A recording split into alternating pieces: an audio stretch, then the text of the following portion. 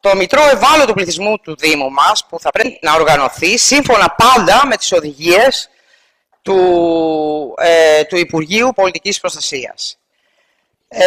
Εδώ, σε αυτό το σημείο, λοιπόν, εγώ θα ήθελα να πω κάτι. Μέχρι τώρα πίστευα ότι ήσασταν αδαείς, κύριε Νάνο. Σήμερα, λοιπόν, καταλαβαίνω ότι είσαστε επικίνδυνα αδαείς. Δεν θα μιλήσω άλλο μαζί σας.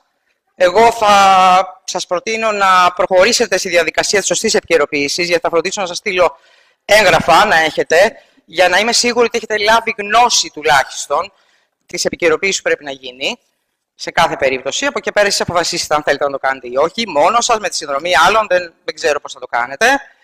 Και στη δευτερολογία μου, εγώ θα απευθυνθώ μόνο στο Δήμαρχο. Θα ήθελα λοιπόν να σταθώ εδώ στον κύριο Δήμαρχο και να του πω τα εξής.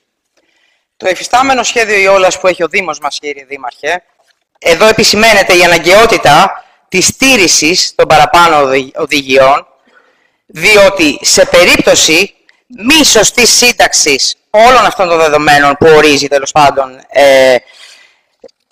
οι οδηγίες της πολιτικής προστασίας, και φυσικά αν δεν υπάρχουν τα συγκεκριμένα στοιχεία, η συγκεκριμένη δράση μετατρέπεται σε επιχείρηση διάσωσης.